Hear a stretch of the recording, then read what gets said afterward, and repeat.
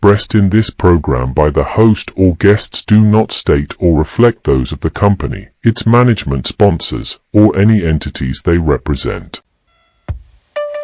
Oh, it's lit. We prime time. Subscribe, like, and share. Give us your feedback.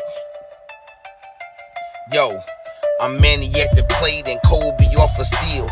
Gretzky for the goal and Brady at the wheel. I'm a game changer, the Osaka of the tennis. And breaking scoreboard, Simone of the Olympics. Defense and big business, the Mayweather who way better. From the greatness of Jim Brown, I've been down. Talking sports before I was off the porch. Screaming Bo knows while Jordan was playing horse. Late 80s getting torched by the drive and the shot. 2016 got a ring off the 3 in the block. They eased to forgot the cardiac kids. Price and Doherty, Bell in the Indian years. This who it is. Your host Dee Trynt, yo, that's a name banger. Come in the streets and talk sports with the game changer. Yo, your host Dee Trynt, that's a name banger. Come in the streets and talk sports with the game changer. Dee Trynt, Game Changer Sports Talk, in the street sports, streaming on multiple media platforms: Facebook, Twitter, X, YouTube, Twitch. Follow us on IG at Industry Sports or at Dee Trynt. If you missed the live recordings, you can catch the replays on Spotify, Google Podcasts, Radio Public, and various other streaming platforms. Just look for the Industry Sports channel. Like, subscribe, share, follow. When you get in there, you will see Game Changer Sports Talk with yours truly. Do the same. It is a pleasure. Hey, it is a pleasure. You hear me, bro? Yeah, I can hear you. Oh yeah, you sound straight, but the your picture froze. My picture froze. Is it freezing now? Look like an old R&B cover. Oh, for real? Letter to the Hearts. You know what I'm saying? Okay, so we good now? Man, what's good, y'all? So look, I've been away for a while. You know, I like be lifing. You know what I'm saying? But look, you know, it's been going crazy, man. The NBA season is really in full effect, right? Everything's going the way it is going. We knew people were probably going to get traded. We knew, you know, there's a possibility that it'll be a lot of different moves made this year. And guess what? We got our first big trade of the season. Yes, we did, NBA fans. It is lit. Okay? It is lit. If nobody didn't tell you before, I'm telling you now. It's lit. Adam Silver said, NBA viewership is down, and we need to boost up the ratings, okay? He was not playing, and he was dead sincere. So, at about midnight last night-ish, Shams, there's no more Woj. All right, if you don't know, Woj retired. I heard he was taking some type of sports job, like an athletic director or something somewhere. I don't really know how true that is or whatnot. But I also heard he was kind of sick, so prayers up to Woj. I hope everything get good. But now we got Shams. Now you get the Shams report. And Shams said, Luka Doncic, Max Kleber, not forget the other guy name, will be traded. CDK What will up, be brother? traded to the What up? Lakers for Anthony Davis, Max Christie, and a 2029 first round pick. Also to make the money work, Utah gets in this deal. I don't know how, but they end up with Jalen Shafino and 2 second round picks. I don't know what else they gave up to allow the money to work, or if they took on some cap response. I don't know. All right. But you know what I said? The Utah Jazz is getting the number 1 pick in the draft. That's their compensation. They ain't gonna be nothing this year. They gonna end up with the number 1 pick. They're gonna try to put Laurie Marketing with Cooper Flag and do that whole thing. That's just Colin Sexton.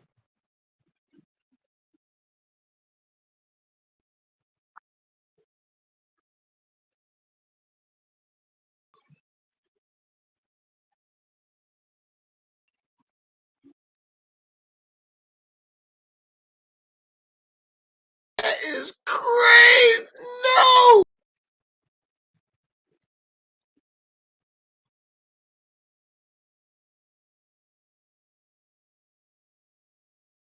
I don't know what happened.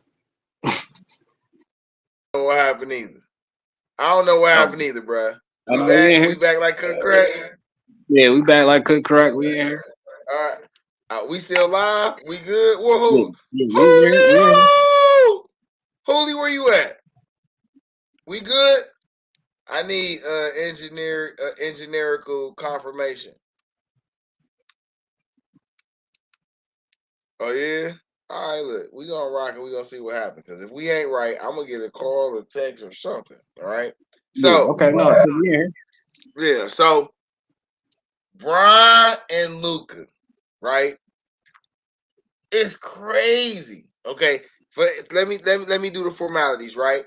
Introducing my guy, CDK, who is a legit, authentic Mavs fan. Okay, been this way for years. All right.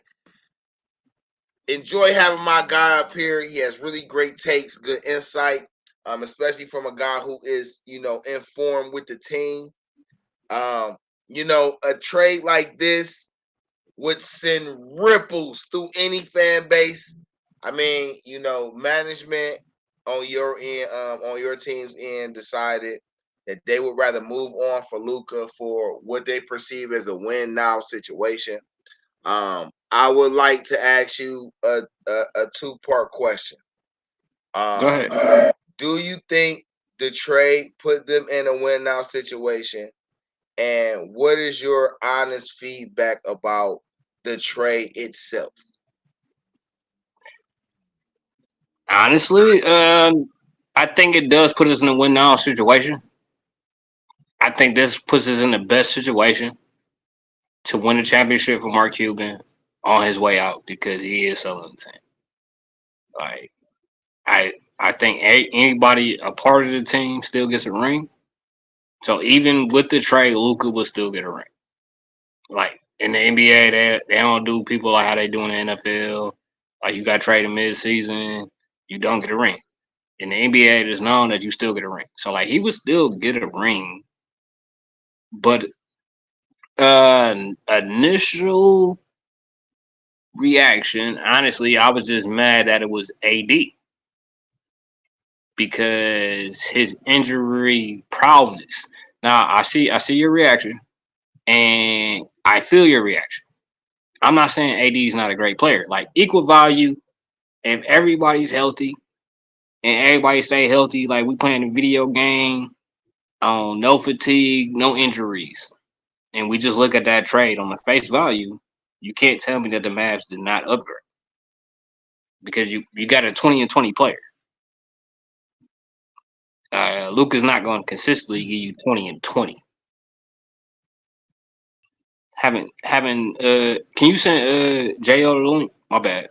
But He having already 20 got it in the inbox. We good. Okay. Yeah, it took me a while to get in too. Like I don't know, for some reason it's like blocked. No, it was something on our end. It's not y'all. It was something on our end. Y'all good. Everybody should be good now. Okay. Yeah, I had to put a new link in. Okay, yeah, okay. You back too, because we ain't hear you at first. We ain't know what you had. Oh no, I was letting y'all rock. I was over here trying to put some shit together. Yeah, but I mean, initially it is shock value because you don't hear names like that getting traded. But like at the same time, like I think we know some shit from our medical staff that we're not disclosing. Where we go dump it off. Honestly, like this Hey, is a dump off. I listen, just what's up? What's up, bud? I was telling my cousin, I was telling Gotti that earlier. Like, man, everybody trying to blame it on AD. I'm like, man, this is a Mavs move. Mavs This is ain't a mad move. Mavs ain't feeling him. You know what I'm saying? He ain't Bro, mad for like Brian who had team. nothing to They do ain't with feeling this. it, bro. He gone. And I broke it down like as being a receiver in a team that just run the ball. Like we got four other players that's good and couldn't function. But if Luka hold the ball and go all ISO for 15 seconds out of 24-second shot clock, and he does that every possession, and you just gotta stand there and hope that he pass you the ball off a crazy no look, like that's not really basketball. And it's no knock on him. Like, trust me, I love the guy. Got jersey, got shoes. Niggas know I probably got second most Lucas in the city. My dude Phil Kaiser, whose birthday is today, who's gonna be at the Mavs Cavs game. He's the second biggest Mavs fan in the city that I know, and he feels shitty about this because he actually from Dallas. He actually from Texas, and he feel real bad about it. But I'm like, as a Mavs fan, like we traded Jason Kidd a year and a half after winning Rookie of the Year when him and Grant Hill won. He was a Maverick, and we traded him in '96. He got drafted in '94, and I can't. As being a Mavs fan, I feel like this is the same type of situation. Like, well, we got Dirk 2 years later, and it was no really fall off. We got Dirk in '98, and right now we contending. Like, Wait though. we got If we got to match up. We got to match up, right? Like at the end of the day, if we come out the West, we got to match up with whatever team come out the East, and in the East, both teams that look like potential final contenders have two bigs. That's the Celtics and the Cavs. So when the Celtics are healthy, they have Horford and Porzingis, and when the Cavs are healthy, they have Evan and Mobley. Who changes the game when you have that presence down low, and you have a stretch who can take you out? Well, both can. Like I'm presently shocked by the way that Mobley is shooting the three right now. But when you have that, you have to match up with that. So I think AD gives us the presence to match up with that. Like that's why I'm like, well, on shock value, people like Luka with LeBron is gonna be crazy. They don't have no bigs to even contend with the West. Like when you look at OKC, Chet Holmgren, what are they gonna do with him? In a year, what are they gonna do with Wembley? Okay, so like it might not work out with Chris Paul right now, but the young point guard that they got with the Spurs, they're gonna be a future problem. We already see what Houston doing. You know what I mean? The West is gonna be wild with bigs, like, and is like I said, I'm not a fan of AD because I know his injury history, and that's the only knock. If you get AD with no injury history, then it's crazy. You know what I mean? It's an equal trade, and technically we got better because a dominant big or a person that can give you 20 and 20 is different. And that's why y'all fucking going crazy because Jared Allen can give you 20 and 20. And it just depends how big the break or lice is for him. But he can give you 20 and 20. Like Jared Allen is the problem. And Mobley hitting a three right now. But it's going back to traditional basketball where it's not just the point guard coming down past half court and just taking a logo type three. Because that's not basketball. And that's what Trey Young does, and that's what Steph Curry does. And that's when we talked about the point guard position. And even Kyrie, I hated Kyrie's tenure as a Cavalier because he would be the point guard and have 2 assists. And me being a Mavs fan, I'm like, oh man, the point guard gotta have like 8 at least.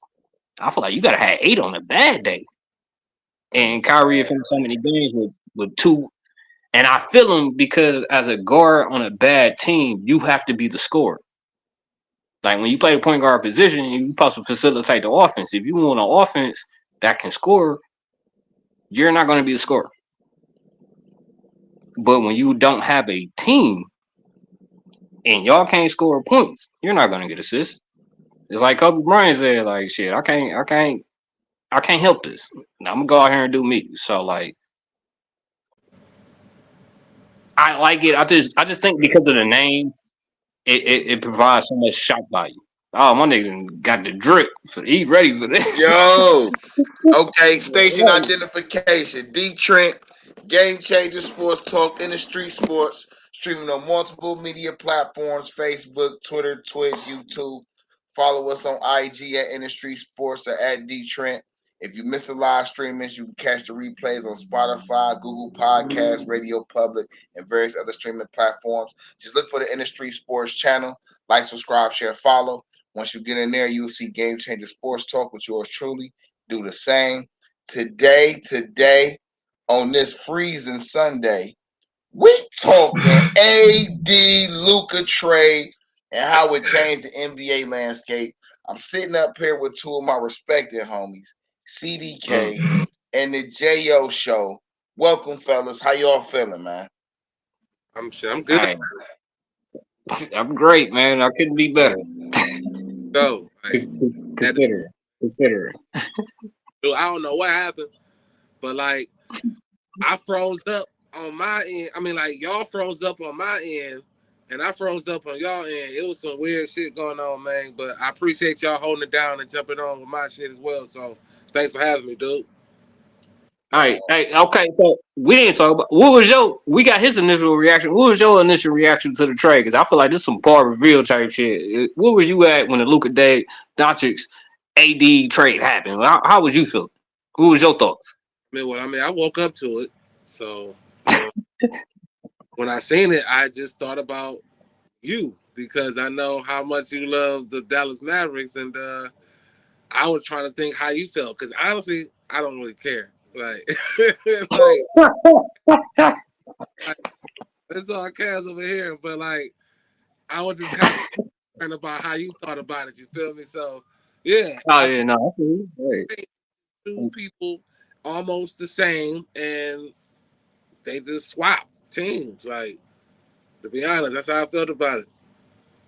Yeah, no, I respect it. It's much love and it's much appreciated. Like, yeah, like people calling me like I might be on suicide watch. Like, I actually reached out to you, like, hey, nigga, let's talk about it, because I have to address it. Because until somebody see me publicly, like people will just be like, hey, how do you feel about this trade? And Luka Doncic, and this gonna be any conversation I have for the next foreseeable future. Okay. Hey, and you notice they all trolls. All I want to do is troll you. Ain't none of them gonna come on here. Ain't none of them gonna come on here and holler at you, man. Send them the link. Tell them pull up. Tell them pull up. All they want to do is troll. Because I said if Luka the GOAT and Luka chasing the shadow of MJ and Luka chasing LeBron, what is he? Everybody like Luka ain't that blah blah. Luka goes to LA and next thing you know, oh shit, you got the two best players in the world. Who was the best player in the world when he was in Dallas? Y'all didn't acknowledge that. Y'all acknowledging that now when he was 40-year-old LeBron because it benefits y'all. LeBron chasing another ring. But I thought, hey, hold on, pause, time out. 15-yard flag on the play. Okay, listen. You go. Right? Hold on, man. Listen. Ain't no LeBron slander on the Game Changer Sports Talk Show. I'm gonna tell you why. Okay, I'm gonna tell you why. LeBron is 40 years old, doing the unbelievable, and on this show, we appreciate that because we might not never see a 40-year-old perform like this ever again. On this show, I don't care that LeBron don't play defense because a 40-year-old ain't supposed to be locking down no 22-year-old in no profession. Okay? Let's be very clear. That's my stance on it. I'm not a LeBron fan like that, but I do respect greatness. Let's be very clear. That's facts. I'm not. I do too. Like, oh my God, he's my GOAT and all that. Like, but if you gonna tell me you can't respect the game and the longevity of the game, like doing it basically the right way. I mean, you can call what you want. Like a flop. Let me tell you what a flop to me is. A flop is getting the referee to fall for it. Like You trick people. Like, it's in every sport. There's tricks and trades in the game. So, yeah, he mastered how to trick the game and get an extra foul call. Like, but we use that against him because it's him. And I think that is terrible, bro. Like, you probably, like you said, D, you probably won't see this again for a long time, bro. Like, No, I mean, trust me, I respect the game. I definitely do respect the game. And I know how good LeBron is. But at the same time, I look at the deficiencies. And to say that he has none, like, that's why I'm going to disagree. Like, I can't call him a GOAT, right? Okay, so, like, when you look at armbands and you look at longevity, he is the Bruce Matthews of the NBA. Bruce Matthews played for Houston Oilers. He did not miss a game, did not miss a snap, and he played forever. So I think he's the best, the greatest of all time. No. The disrespect to associate Bruce Matthews. Man, get your anyway, back to NBA. All right, so with this going on, right? Okay. Mm-hmm. You know,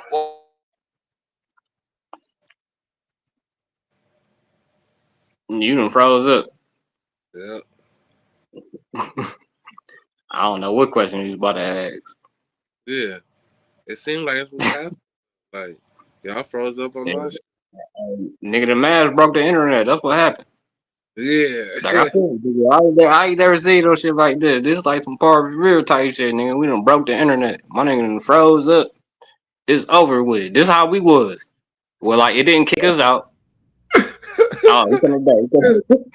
It's all bad. Hey, it's coming down outside, man. Oh, hey, it's nigga, it's flurries. It's I see it out the window. It's flurries, but it ain't enough to stop both the stream labs. It's cold. Oh, definitely cold, dog. It is cold. I walked out there this morning like, damn. Yeah, because I'm like, we losing so many followers on IG, nigga. We might be at 1 million. We was at 5.3 million followers, nigga. We down. That's trash. Hey, and I was like, nigga, y'all was all here because of Luka. Get the fuck out of here. Y'all weren't here before then. Yeah. And y'all really, y'all. Nigga, I'm about to share it on my story, nigga. We was at 5.3, nigga. I can go to IG right now and show the screenshot, nigga. We might be at 3. Hey, he just texted me. It's some in the streetness going on there. Yeah. He'll be back. Gotta go change the fuse. Hey, nigga, it's coming down outside. I guess, nigga. Let me charge my phone, nigga. Hey, he got to go change the fuse, man. Y'all hold it down, man. Hold it down, man. Oh no, it's good. Yeah, but like I was saying, I was agreeing, like what you said earlier, man. That was a Dallas Maverick move, man. That was a You know what I'm saying? We double up. Like I trust the team.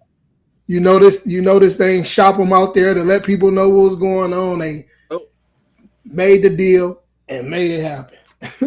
but I broke it down like this, like, nigga, if they motherfucking shopped the nigga, y'all would give up Donovan Mitchell or Darius Garland or Evan Mobley. Like, we shopped them. Every team would have been in the buyer's market. Yeah, so they definitely would have been in there for it. Of Donovan Mitchell and all that perspective, like, not for a motherfucker who's hurt already. Like, I mean, he hurt, like, and he stays hurt. And, you know, I just feel like the trade was even. Like, the trade was definitely even. Yeah, that's what I said. I said it was even. Definitely even, man. Definitely even. I think it's gonna work out for both teams. I do. Yeah, saying because LA got their future, you know, and now they can get some young dogs and some other people in there and shit. AD can play the position he claimed he want to play. Mm-hmm. And see, that's why I'm like kind of confused.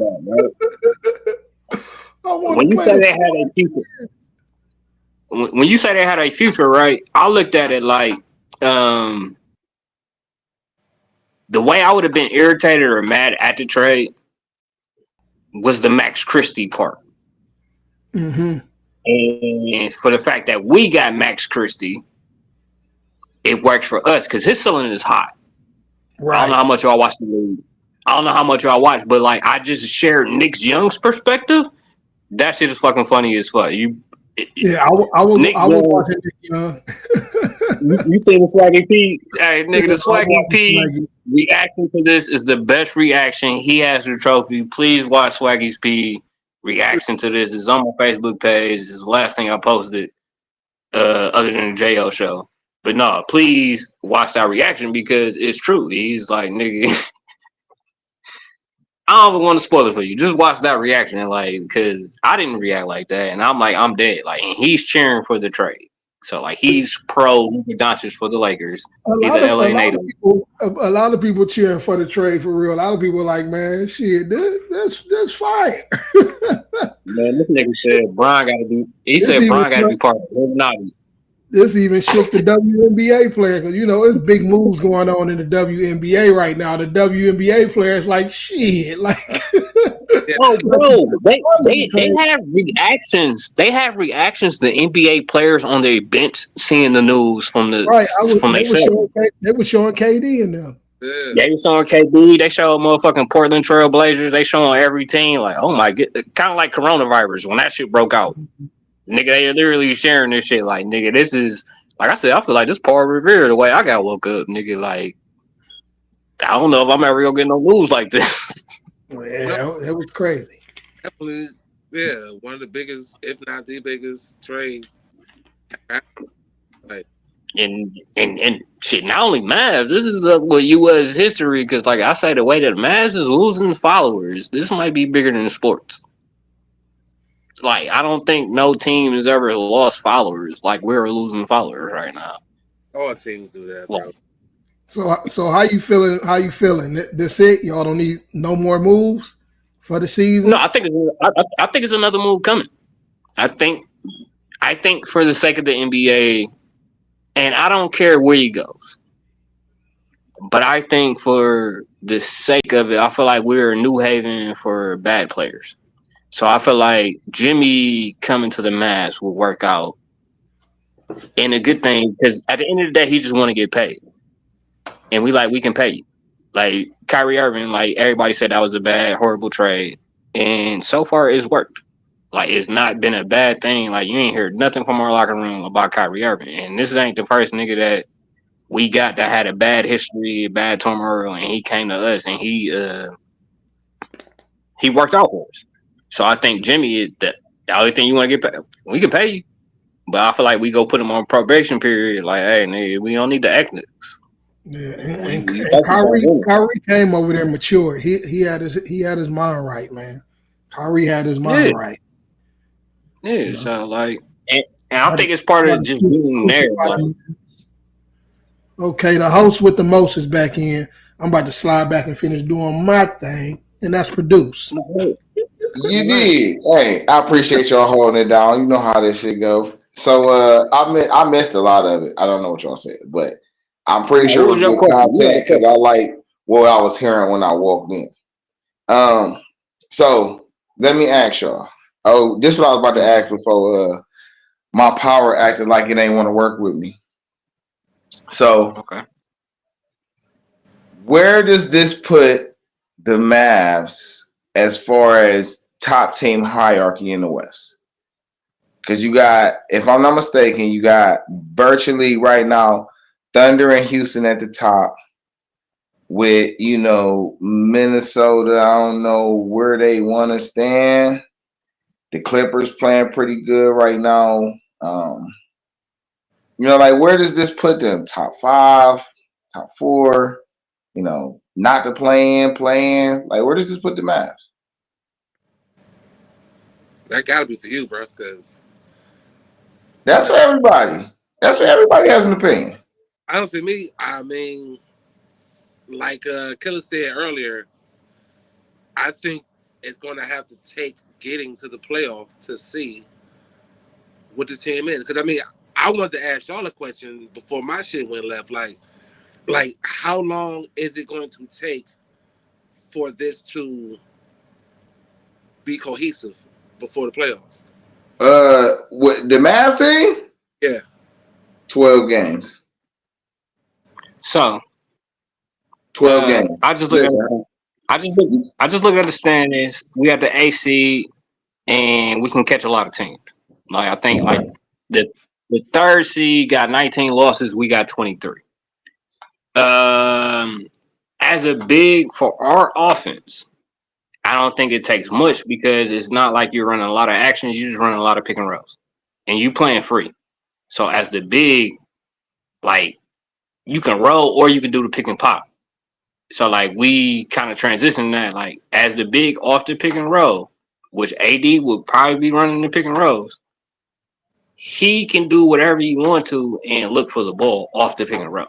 So like he don't have to like necessarily roll and like depending on how like teams play Lively and Gafford, like if you crowd in the paint, like AD can definitely pop out and hit the three, the pick and pop, which we are patenting for with Dirk. Like so like he does not have to go out of his way to do anything special. So like it's not like he has to even like get a playbook. Like as a point guard, you got to know the plays. As a two guard, you got to know the plays. Small forward, you got to know the plays. You got to know your assignments. You got to know to check. Like either he playing the zone on defense or he playing man on defense. He running a pick and roll with Kyrie Irving. They're playing backyard basketball, bro. I'm telling you right now, they're gonna be in backyard. They won't be running plays. That's the one thing that we got from Luka. That's the best thing that we got from him is to let it free flow. It's to run the offense as free flowing as possible. It's kind of like positionless basketball. So now it's just gonna be free flowing. Like we don't have to talk about the plays. Hey, so let me.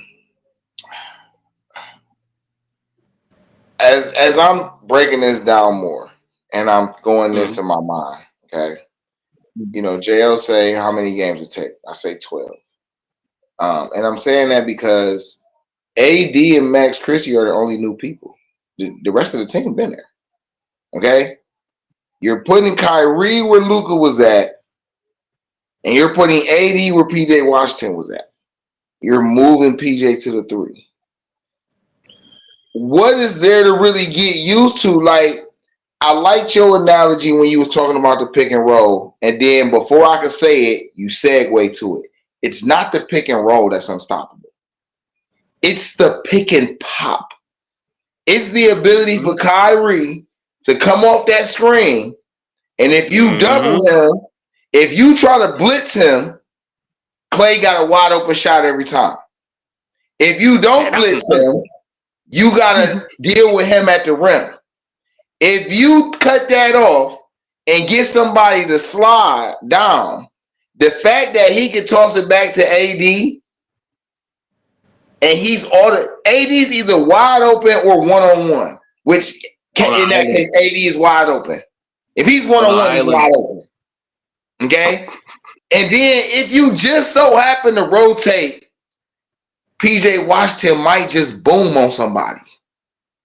That's what I was about to say. Yeah, he'd be the other person. The shot, Lively gonna clean it up. What I'm just describing is you got 3 champions and a team full of cats who went to the ship. I can argue that is the team to beat in the West right now. And I can't argue with you. From all the points that you just made. And from all the points that you just made, because like I was about to say, okay, so what's gonna happen off that pick and roll, right? It's gonna be a pick and roll with either Gafford. The initial pick and roll is gonna be with AD and Kyrie, right? Off ball, what you gonna have happening is Clay coming off a pick and roll from either Gafford or PJ Washington. So like you said, off the action of the pick and roll, Kyrie's just running a tripping option. And you know he's one of the best finishers at the hole. So if you feel like he can't finish at the hole, he go kick it out to whoever. But having Clay coming off that motion and coming off that screen like Rip Hamilton or Reggie Miller, that's his best shot. And we wasn't doing that when we got Clay. And we ain't start doing that till last week. Honestly. We started running the offense through Clay and having him run his plays. And in the last 3 games, he went for 20 and 23 out of 2 of the last 3 games. And it's because we knew, okay, hey, we about to start calling plays for you. So I said there's a difference between a power forward and a center. Is you don't need to know your blocking assignments all like that. It's like, I don't know, like is you can plug and play that more than, okay, we need you to come off these screens, we need you to do this, we need you to do, you know what I mean? It's different from, I feel like, 1 to 3. And I'm not saying that like 4 and 5 is not a easy position to play. Like it's definitely tough. Like you got to know where you at in all positions. But I feel like it's easier to plug and play. It's like a receiver, like getting traded mid season. Like you only have 9 routes in the wheel tree, so I might not know the playbook. Just tell me my route. You know what I mean? It's a situation like that. I feel like the plug and play is gonna be way simpler, and it's gonna be I feel like for us, and it's always been that case, we play like jazz, and it's always been music. I'm a hip hop artist, and this is why I love it. Like we play like jazz, it's sporadic. Like we don't want it to go into a half court set. We want to catch you free flowing. You don't know where the shit coming. Right. If we have to, we can put you on a full court set, and if we have to go to a scorer, we can go there. But technically, the way that we want to play free flowing. We want to play motionless offense. Like we just want to keep the shit going. Like it's synchronized. Like it's effortless. Gotcha. Like we're not even trying. Y'all definitely got some. I think you know, I don't think y'all necessarily got to make no moves because I'm not that familiar with the whole bench right now. I ain't familiar with that whole bench right now to say who gonna come in for certain roles. I just know kind of the main guys, and most of these guys I just know their history. Hey, JL, wait, hold on, CDK, hold on. JL, let me ask you.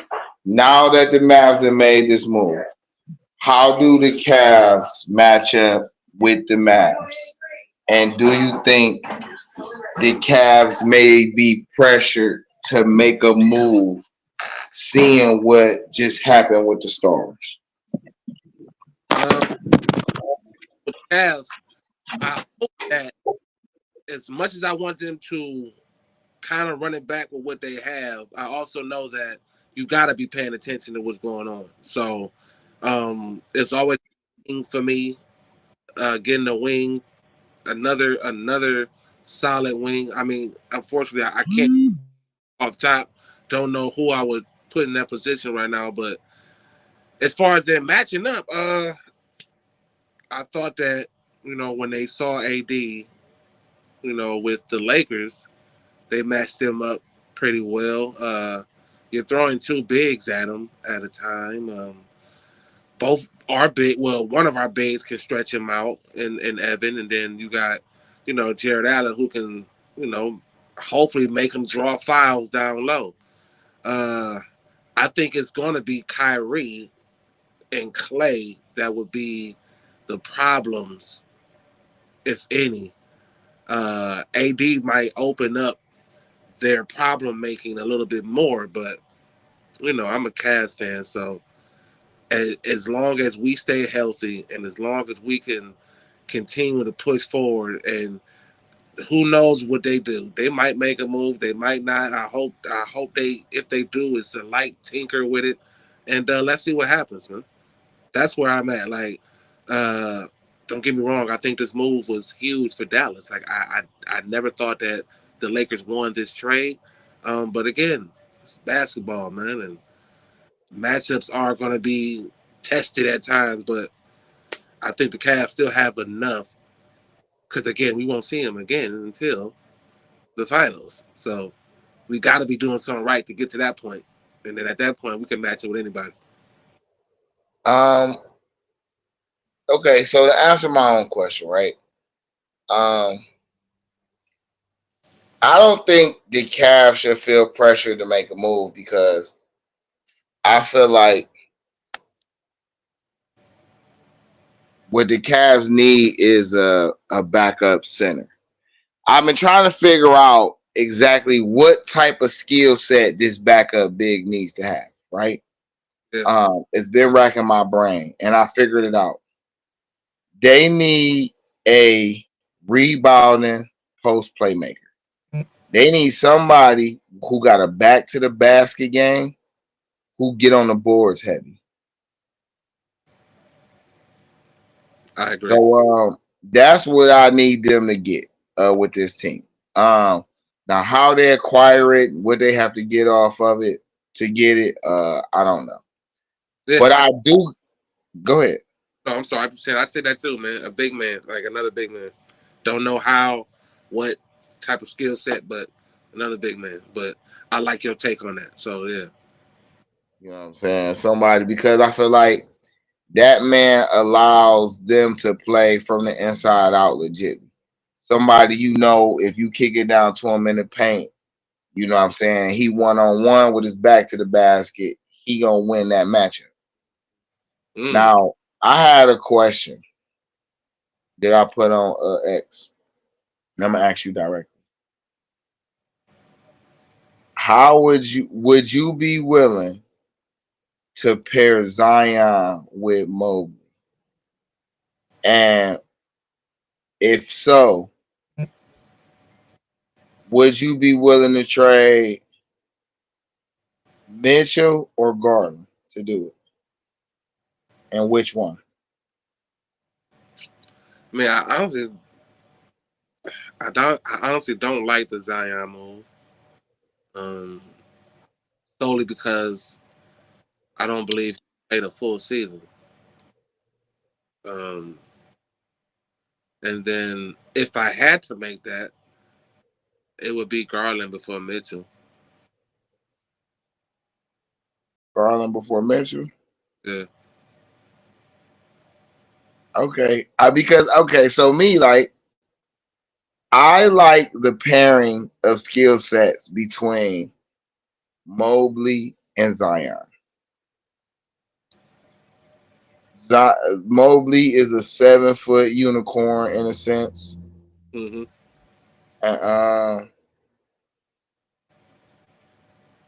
And Zion is an undersized power forward with a back to the basket game. Mm-hmm. The fact that he plays in the mid range and Mobley plays virtually either in the paint or on the perimeter, I feel like they games match up a lot. If I had to trade Garland or Mitchell, I would trade Spider.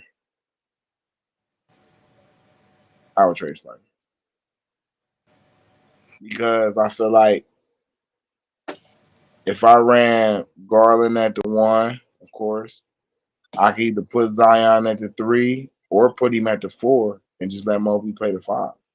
Because Zion and Mobley in the paint would be you couldn't defend it.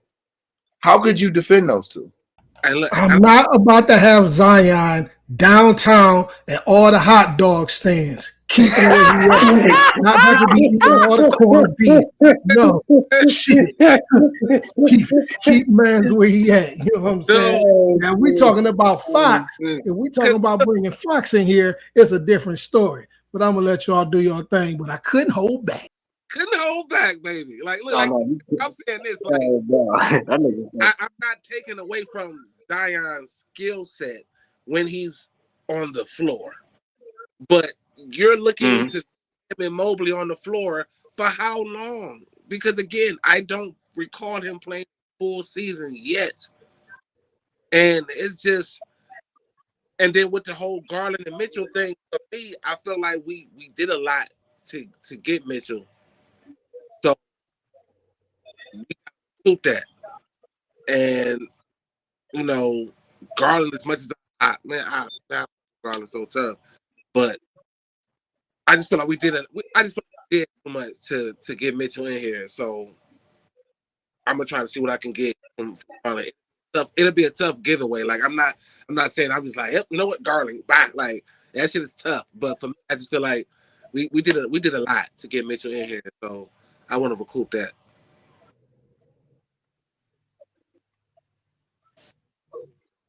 I don't know. I'm cool on Zion. Okay. All right. So let me back both of y'all. with the Lakers. Let's ask the Lakers side of this, all right? Because we ain't talked about the Mavs side, right? And I mean, I understand it's probably some Laker bias, but just strictly basketball and just really looking at it. What does it look like for the Lakers from point forward? And what type of options does LeBron have in this situation? Meaning, like, should he go? Like, should he try to leave? Or, do we see what him and Luka could look like for the rest of the year? My question is, I like not to answer a question with a question, but my question would be is, how do they contend with a Chet Holmgren? Because, like, looking at it, like, OKC would be the number one favorites in the West. So, like, how do you contend with a 7-footer, almost unicorns? It's 3 unicorns in the NBA, or 4 unicorns in the NBA, right? You got KP, you got Giannis, you got AD, and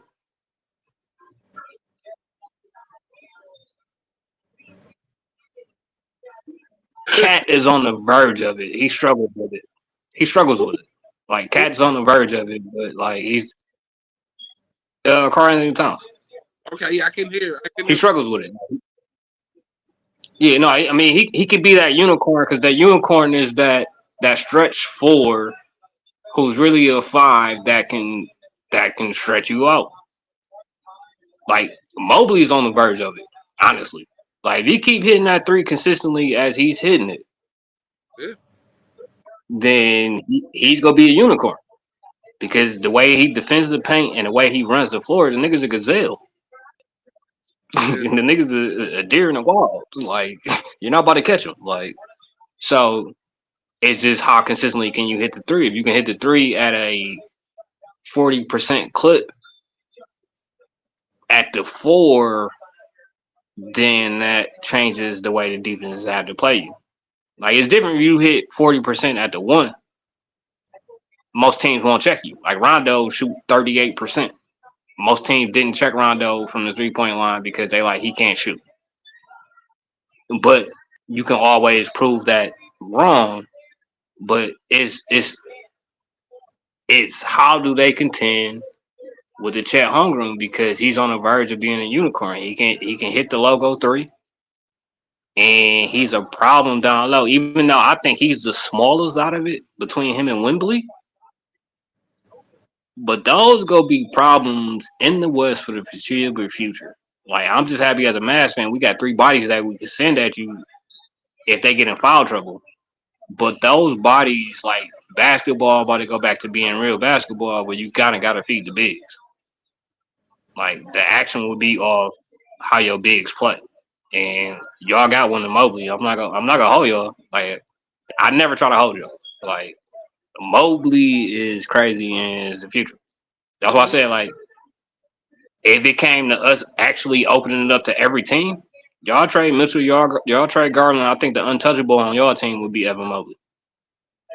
I don't think he would be considered in any trade option. But even like you said, y'all gave up a lot for Mitchell. I think if you was to say, hey, let's trade Luka and Mitchell, say if they healthy, and we just be like, hey, let's trade them head up, y'all wouldn't even think twice about it. Like, I don't think no team would think twice about it, but I mean, a team did think twice. I'm not trading Garland unless I'll trade him for Fox. Give us Fox. But other than that, all these other 50 trades, but yeah. You'll put De'Aaron with Mitchell. I heard you say the same thing about Colin Sexton, though. I don't want to hear that. I heard you say the same thing about the young bull. You was a big fan of the young bull. But we like young bull. Ain't no young bull slander. We like young bull. Hold on. No. I know. Like, I like him too. But, like, I know Bud personally was like, hey, young bull, this and that, like, on his post. And y'all traded the young bull. So, like, man, keep young bull out of this. Young bull don't bother nobody. Ain't bother nobody. All right, so check, right? Which teams feel pressured to make moves? Like, which teams right now, with the Mavs? Well, I actually was asking about the Lakers side of it. That's what I was asking. That was the question I was at. So, like, how are we evaluating the Lakers? Like, where they at? Like, should LeBron leave? Should he stay? Do you think they can make some moves off this too and rebuild around them a little bit right now? Why it seems like a lot of teams want to make moves? Like, let me get some feedback on just the Lakers side of this and what they could do or how they could make this work. You know what I'm saying? Or should LeBron leave and they should build around Luka? Hey man, of seeing Luka as the future, and LeBron is gonna play out his contract or he's going to leave. And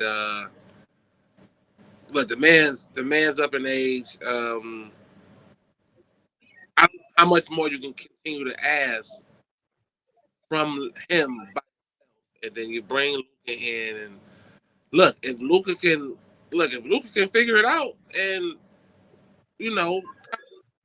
help this little run or whatever, it may keep LeBron for one more year in LA.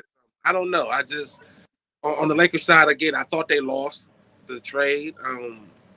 I didn't understand what else they had to go along with LeBron and Luka. So I don't know how much of a NBA title push y'all going for this year. I know it's possible. It's moves that can possibly be made, but I'm not.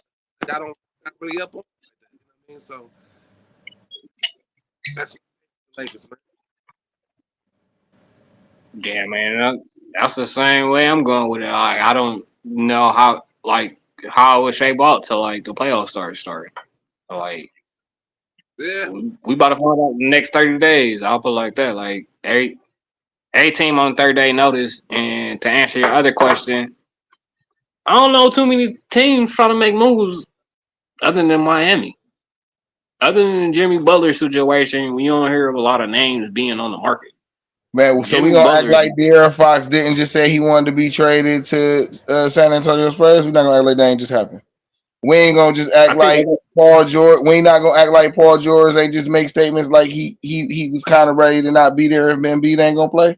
That ain't just happened. We're saying this not just happened in the last 30 days. I think teams gonna let the shit play out. Like De'Aaron Fox saying he won out. Like his contract about to be up. He's on a rookie deal, or you know what I mean. He wasn't on a long-term deal, so his contract about to be up. So him saying he won out of there, like, I think they're gonna finish the season. Like, I don't think they're gonna trade De'Aaron Fox because they're not gonna get the return on investment. Also, him saying he want to go to the Spurs, they just drafted a point guard last year. Stephon Castle is the two. I don't know why people keep calling him the point guard, but he's the two. Yeah, I know, but Vassell, Wembanyama, that is the 2, 3, and 4. They need a point guard. That's why Chris Paul is there. Clearly, Popovich thought the same thing. That's why Chris Paul is there. And Stephon plays the 2 over there and not the 1. Chris Paul is a bridge point guard, like a bridge QB. He's an older point guard who was there to groom the young point guard in and to teach him the ropes. Even though he's a 2 guard, but he was there to teach him how to play a guard. So he wasn't there to lead the Spurs to anywhere. He was there to be a bridge point guard to help the younger guy that they just brought in develop.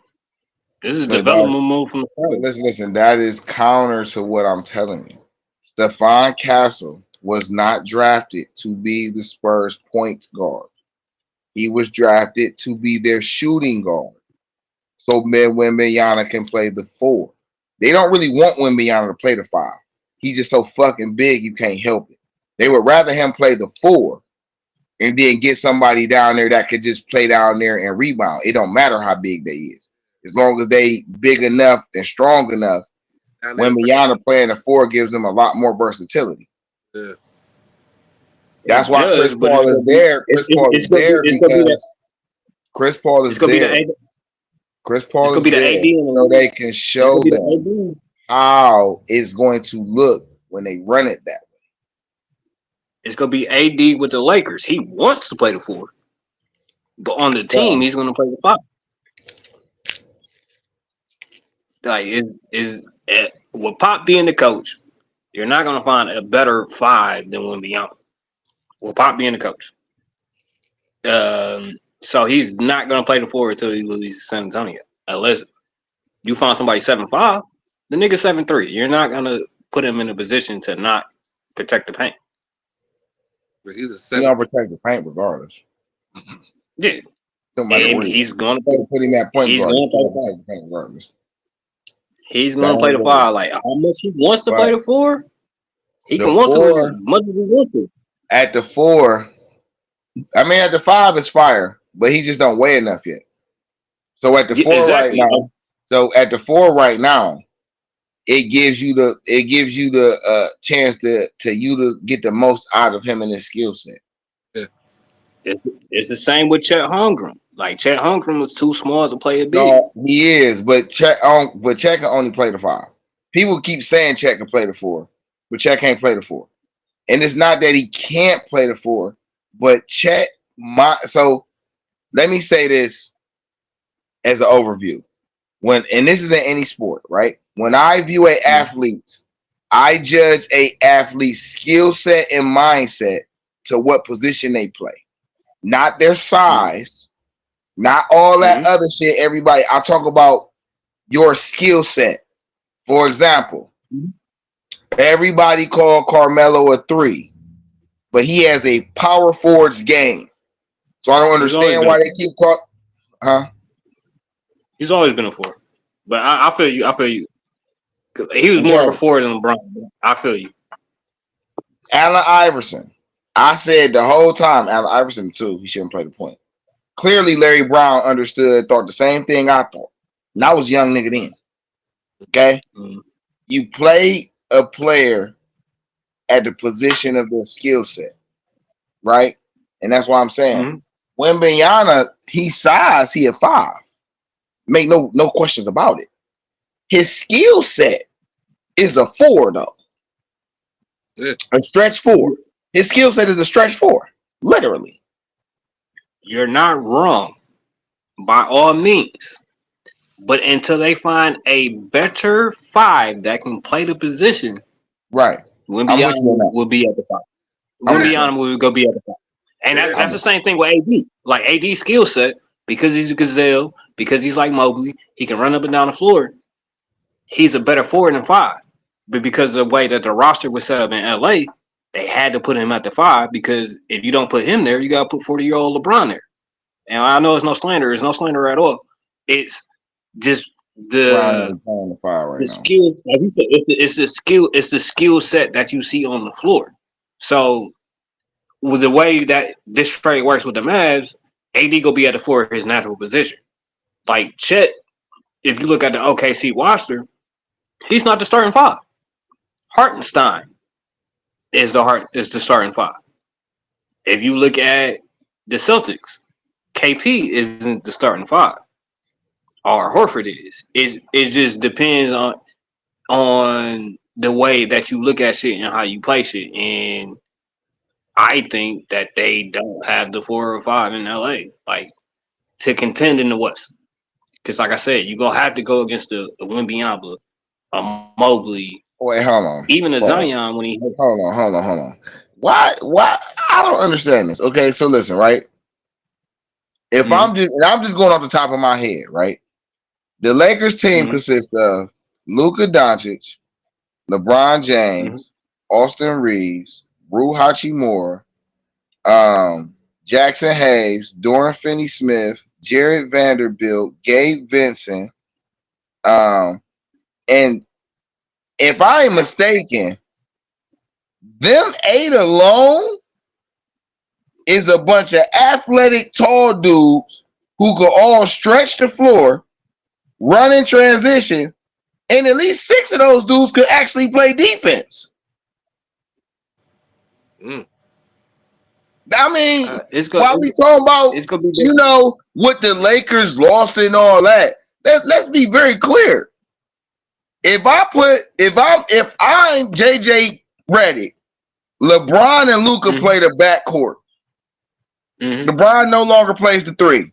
You are the scorer on the team. You are the 2. Your job is to go score the ball. If you give us some defense, great.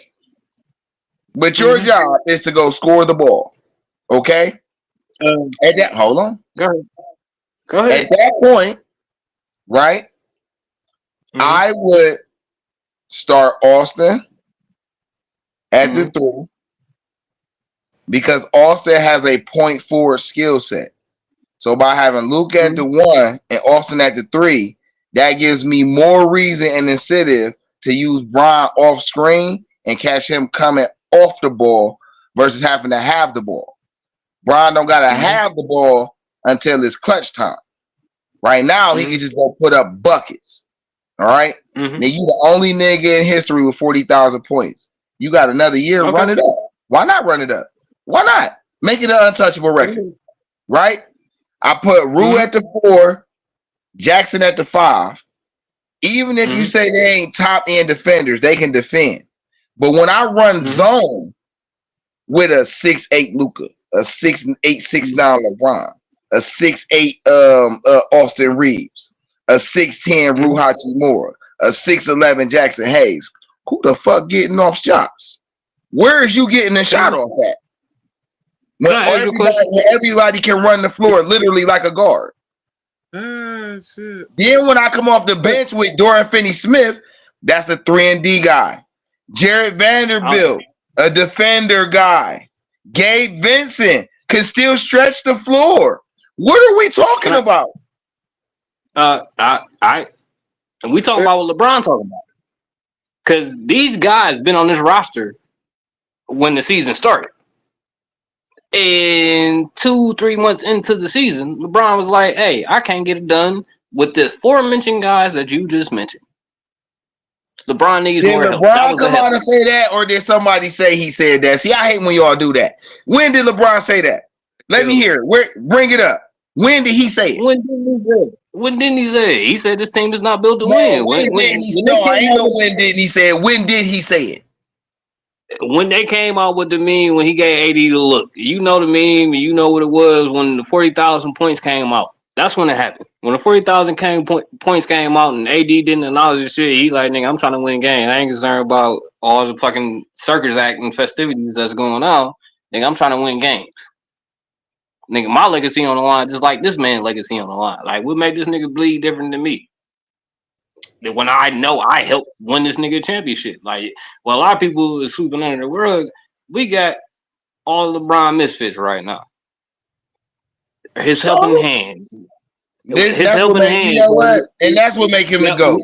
The fact that a lot of them dudes that you talk about, he helped make their resume fire. And you talking about his misfits. It's just retarded, though. You hear this, J.O.? Hold on, CDK. Jay, let me hear what J.O. got to say for a minute. Hold on, bro. What's up, J.O., bro? Let me hear your take on this for a minute. CD tripping. Hold on, man. Like, he knows he's always tripping, you know what I mean, when it comes to how he analyzes LeBron. And, you know, it's like you said, man, it's just a trip how, you know, you can take something and add it to somebody that said absolutely nothing remotely close to the shit that people be accusing him of. You know what I mean? I don't know. Like you mentioned, still have a squad. They still have an NBA basketball team. Depending upon how Luka can come off this injury and finish out the rest of the season, ain't no telling what could happen.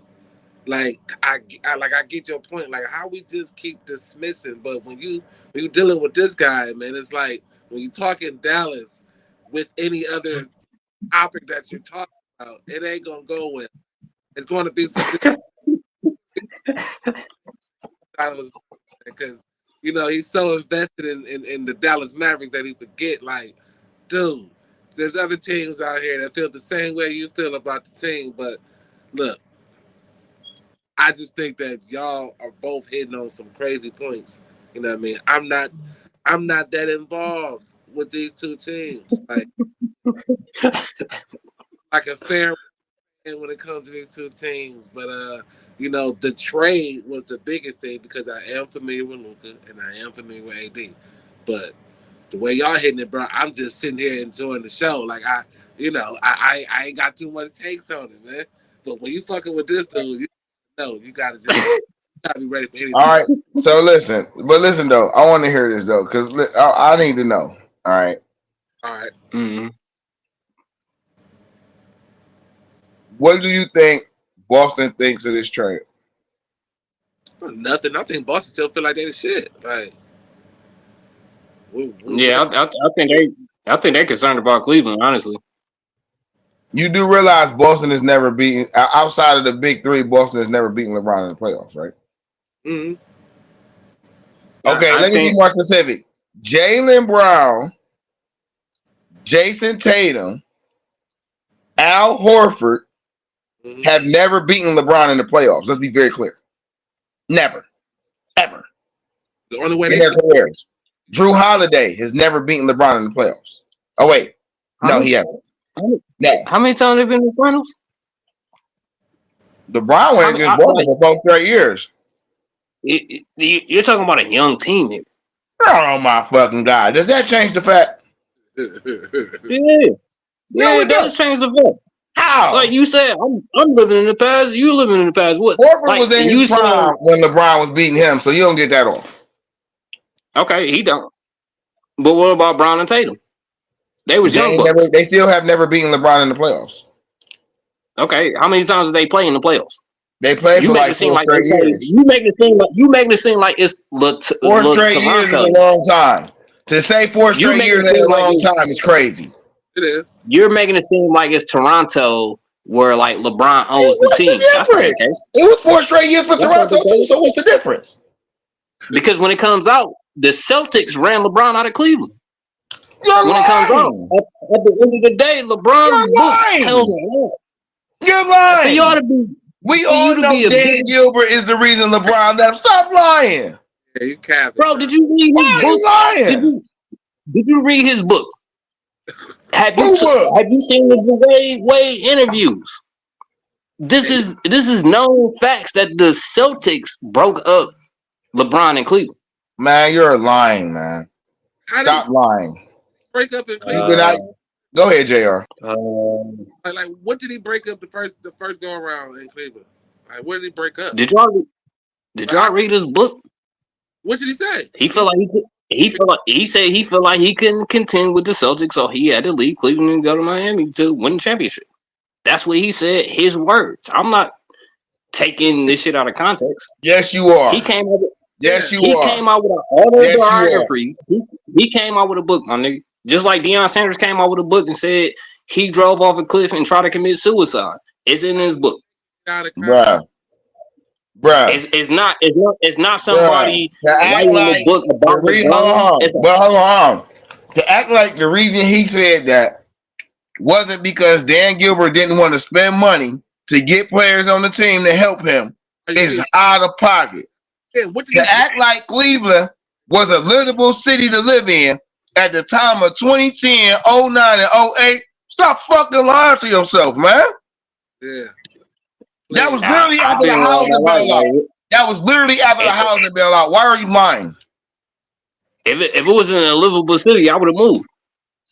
No, because you know how to live here. Don't mean everybody got to, bruh. Stop doing that. You can't do that. You can't play word games with me.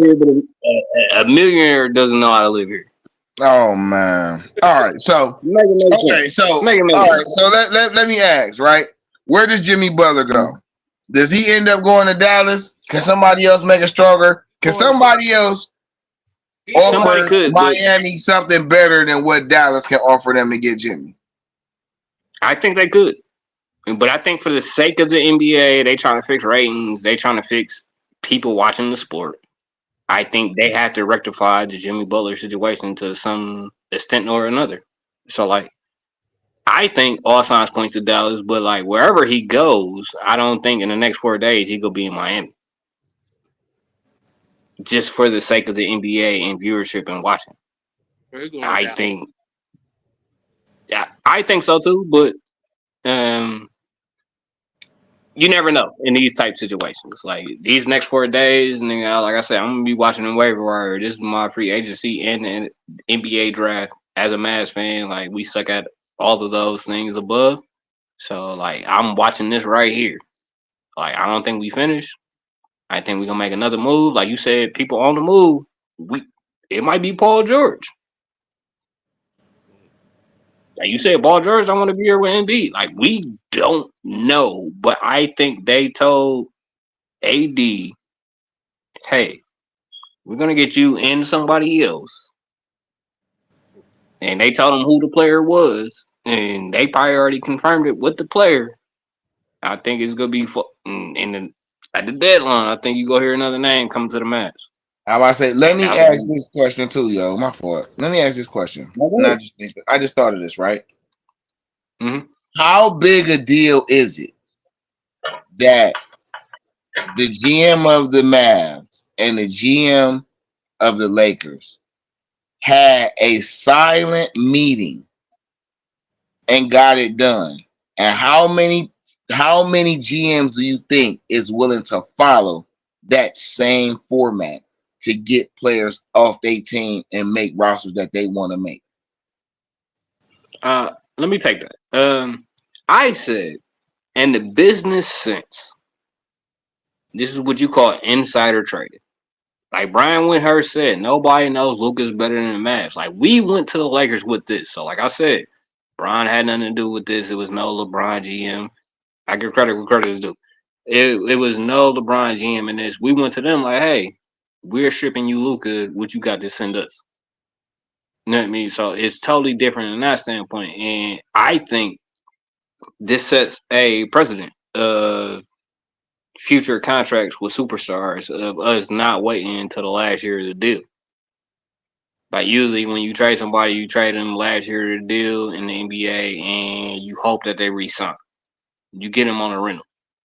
I think with trading the superstar with 2 years left, I think it opens up the window for more teams to be more lenient. Like, hey, let me get out of this now rather than being stuck with a player that's going to leave. So for the small market, this happened in for the smaller market, yeah, mid-season is crazy, but I think for the smaller market teams, it helps. Like, I think they might be able to trade to get a superstar for the small market teams. The teams will not the huge fan bases and only have one superstar. So, like, I think this opens a window for a team like Detroit to say, we got a Cade Cunningham. We could trade a couple first rounders. Let us get Jimmy Butler. Send Jimmy to Detroit and put him with Detroit basketball. That's a different atmosphere. That's crazy. So, Hold like, on. Pause the station identification, y'all. Dee Trynt, Game Changer Sports Talk, Industry Sports, streaming on multiple media platforms: Facebook, Twitter, Twitch, YouTube. Follow us on IG at Industry Sports or at Dee Trynt. If you missed the live streams, you can catch the replays on Spotify, Google Podcasts, Radio Public, and various other streaming platforms. Just look for the Industry Sports channel, like, subscribe, share, follow. Once you get in there, you will see Game Changer Sports Talk with yours truly. Today we talking the after effect, evaluating review of the AD Luka trade and how could it affect other stars, other aspects of the business, trading aspects. If you're viewing from whatever platform you're viewing on, there's a link right there in the chat. You can comment. We see comments. We read them out. It's cool. I'm up here with two of my homies from the city, CDK, JO Show. They've been giving good feedback. You know, we just seeing what's going on. And CDK was in the middle of a monologue before the station identification. Go ahead and finish up, bro. No, I think it just opens the door for teams to not hold on to the superstar. And like I said, we've been in an era where, like, you go hold on to that superstar to the last year of this contract.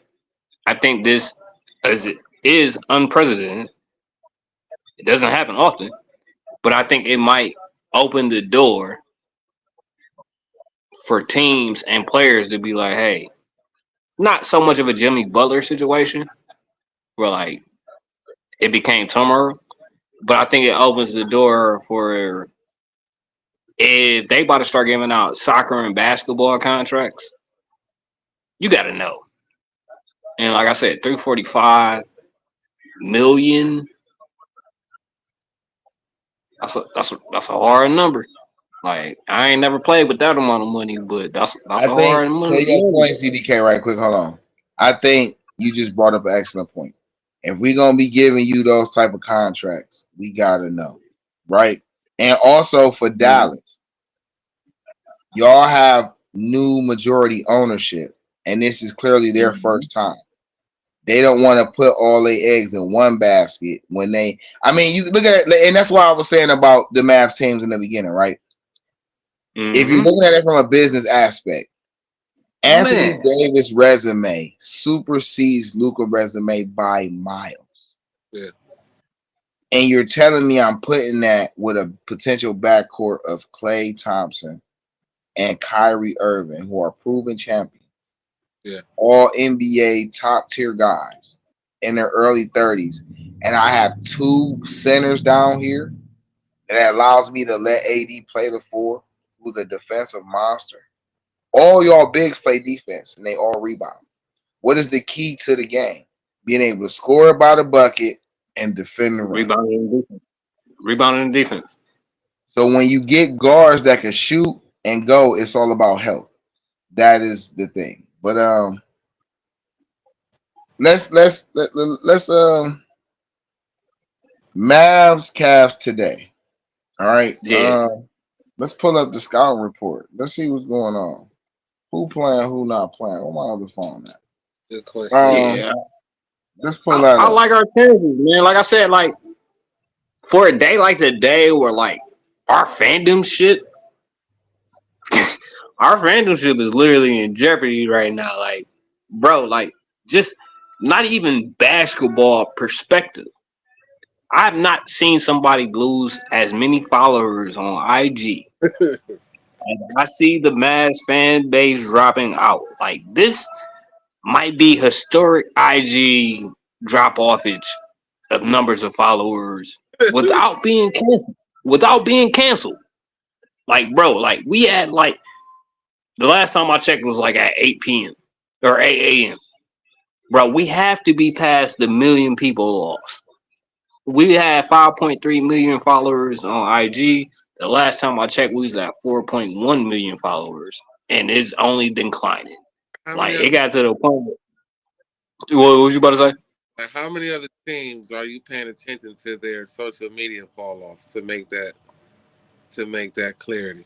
You know what I mean? Like the only other fan base I probably can compare it to, but I mean, it's no slander, but the only other fan base I can kind of compare it to would be the Decision, and I don't think it's been a drop off like that, like in the city. Like it was still hella Cash fans, like, and it was still hella Bron fans. Like it was some people that burned the jersey, yes.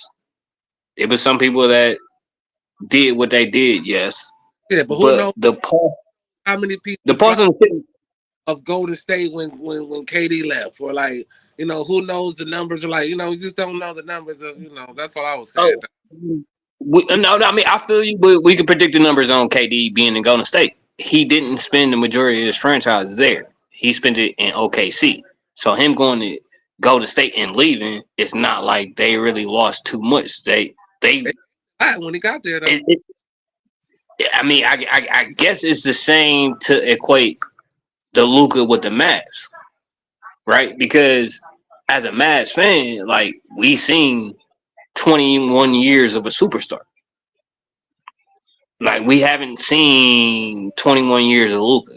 That's why I'm like, why are people so invested in like the Mavs fans are literally having funeral right now, bro. Like I could show you this shit. Like this shit is wild on the fake Mavs fans. That's what I'm gonna call them. Fake Mavs fans are fucking in a titsy. And I'm like, well, y'all wasn't even Mavs fans, y'all was Luka fans, and that's why like we gotta separate. Like a lot of niggas in Cleveland ain't Cavs fans, they Bron fans. Hold on, CDK. Let me hear what JL got something. Hold on, let me hear what he got to say. Oh no, I'm done with my comments, man. I'm just saying, you know, when we take analytic numbers about, you know, teams that we are invested in and get the other cities, like I'm just saying, like, yes, y'all probably lost a lot of followers, but you know, y'all get them back. Like That's how the shit works. Oh no. I definitely feel like we go get him back. Like it ain't. They love you to hate you again. It's like people not looking at it like they looking at it like the Lakers in the win now situation. I feel like the Mavs in the win now situation. I feel like this puts Mark Cuban in the best situation to win the ring on his way out. Because he's selling the team, he on his way out. Like, regardless, he's still gonna have ownership in the team, and the team winning the future championship, he's still gonna get a ring. But this puts him in the best now situation to win, because to suffer a injury when you're gone for 2 months. Wait, my fault. Hold on. I'm sorry, CD can't wait. I forgot. Wait. Hey. I ain't gonna lie, bruh. I seen Brian take a bunch of nobodies to the ship. These niggas could go to the ship. I'm so sorry. Luka, Dory Finney-Smith, Rue Hachimura, Jackson Hayes, Bronny James, LeBron James, Trey Jameson III, Maxie Kleber, Dalton Canoe, Christian Coloco, Shake Milton, Markieff Morris, Austin Reeves, Cam Reddish, Jared Vanderbilt, Gabe Vincent, and Christian Wood. Bro. Nigga, so, bro. To stop you there, right? To stop you there, right? Wait. Stop. I can't rebuttal. It. So we seen that, right? And what I want to tell you was, if that team was in the West, they would have never smelt the playoffs. So, like, we gonna keep it in perspective. They came out the East. And we seen what happened when they went against the listen to me. We seen what happened when they went against the Western Conference team. They got swept. So wait, in another perspective, right? Listen. Whoa. Because you talking about something from 2007. Is you talking about champion from 2007? I didn't even finish. You talking about? Are you talking about a championship from 2007? Is my question. Is that what you were referring to when you said LeBron took a team out the East? Right. And he was 20. Hold on, wait. But he was 24. So now it is 2025, and you still act like the West is better than the East. And it's not now. The West is not better than the East right now. Wait. What team in the West better than the team in the East? Name me some teams right now. Listen to me, bro. Name me some teams in 2024, 2025 that West teams is better than that East team. Name. Bro, I'm putting the timeline in perspective here because you didn't listen to my whole soliloquy.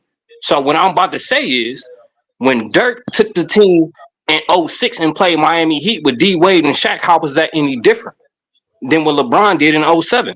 When you look at the rosters, it's the fucking same, bro. And that's why I say Dirk better than LeBron. I don't agree. What? Tell me about my roster in 06. When they went against Dirk and D-Wade. Had Eric Dampier in them? Brian had Eric Dampier in 2011. Eric Dampier was at championship. And y'all won in 2011, right? And y'all won in 2011, right? Because so y'all wait, hear what you just said. Hold up. Hear what you just said. Y'all had Eric Dampier in 06, Eric Dampier in 06, and y'all lost. So Brian had him in 2011, and he lost to y'all. So clearly Eric Dampier was a problem. The team, Eric Dampier is not a starting piece. I'm just saying, clearly he's not. Because when both of y'all had him, when both of them had him, they lost. I'll tell you this much. If Dirk had Eric Dampier, Chris Bosh, and D Wade, he would have won a ship. Bruh, when he won a ship, he had 5 Hall of Famers on his team. Stop doing that, man. Stop acting like that. Stop acting like he had one Hall of Famer. Stop acting like Jason Terry not a Hall of Famer. Stop acting like Corey McGetty wasn't good. Stop acting like Josh Howard wasn't good. Stop acting like Sean Marion wasn't good.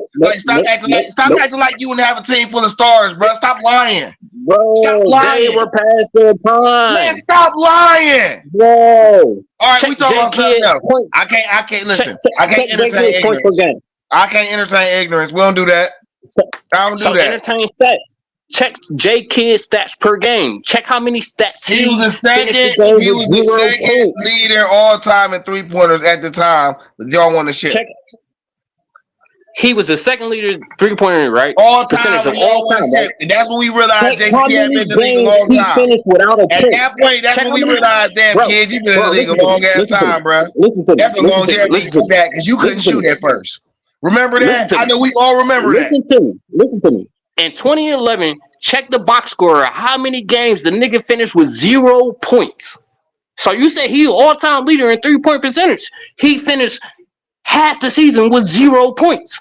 The nigga was not out there to score points in 2011. The nigga was out there to facilitate an offense, what a point guard is supposed to do. That's why I say that changed his. So because he only scored 0 points, that changes his resume up to that point. That changed his impact on the game up to that point. Yes. Does it or not? Was he not still a legit Hall of Famer at the time he played for your team and won that shit? Yes or no? He was already a legit Hall of Famer.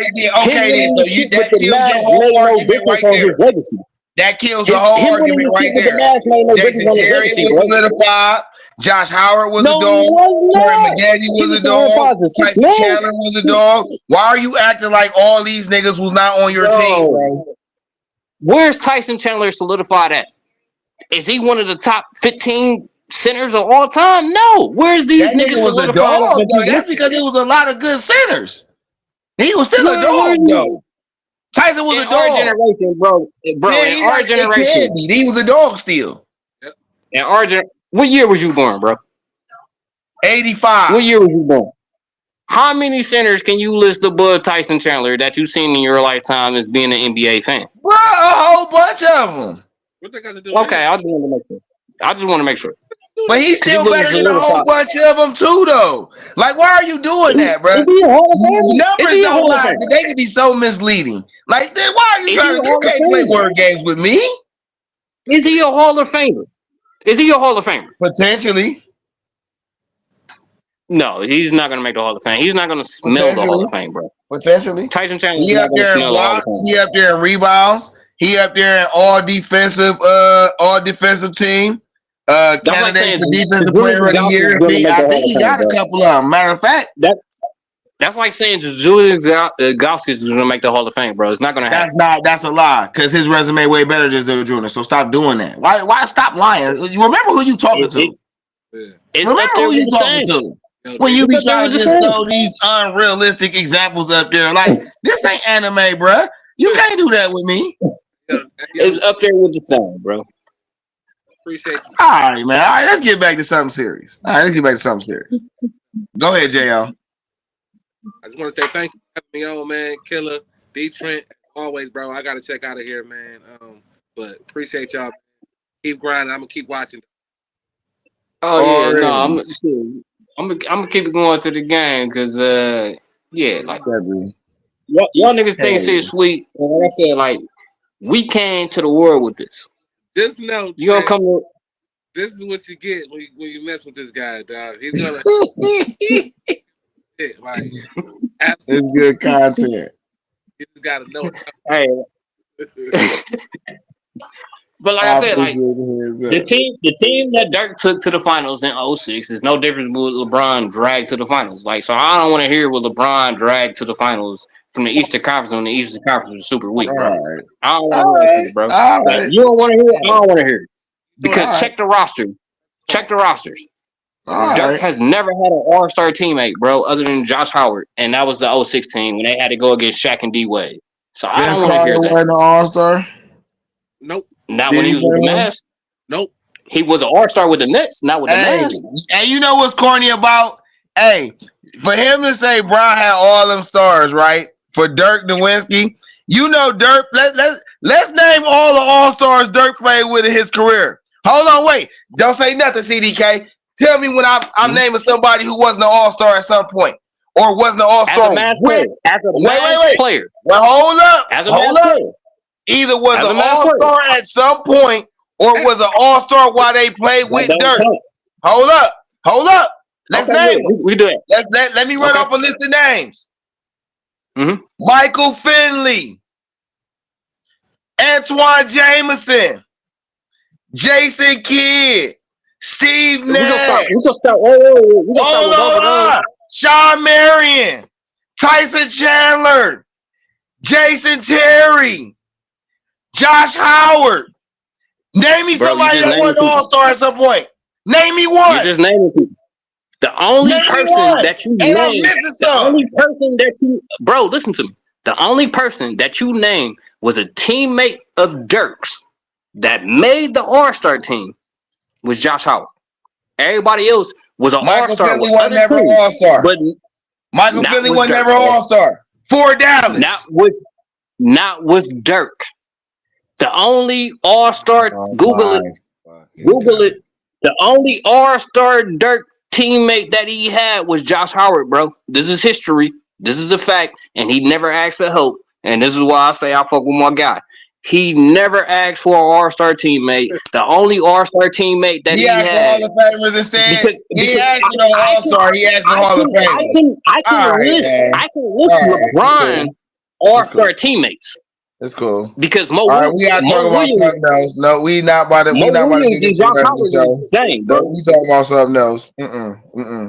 Dee Trynt, Game Sports. I'm sitting up here with CDK. We be having our back and forth. This is what we do, y'all. It's cool. It's just we be having fun. So all right. So look, though. let's talk about the All-Star voting and people who made the All-Star and people who didn't. How did you feel about the All-Star results with the starters and the reserves? I think they're trying to do anything for the All-Star game, and they just need to take it back to East versus West, or they need to take it to traditional shit and just be like, hey, you niggas need to play for real.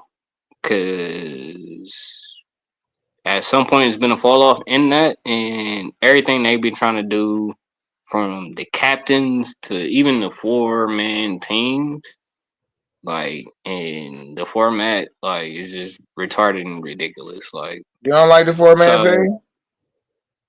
I don't. I would like the East versus West with the jerseys on instead of the captains and whatever jerseys they pick. Like, I don't know. Like, it was a little bit of nostalgia for us to watch the All-Stars back in the day with their jerseys on and with different jerseys on the court and all the different jerseys, because you lightweight showcasing. Unless you got a team that's sending 5 All-Stars, you lightweight showcasing 16 teams in the league. At least. You get to see 16 different jerseys. At least. Like, depending what's going on. Like, unless you like and like, as much as people say like the East versus West and shit changed up, and I don't have an argument East versus West, but the East lightweight changed it with the All-Star game by sending niggas like Mo Williams, Jamal McGlure from the Hornets, the center. McGlure. He was fire too. Them sending those type players to the All-Star game when we sending Kobe, Tim Duncan, and everybody else. So I like, let's change the format. Let's mix it up. Let's mix and match. Well, at the same token, right? Hold on, wait.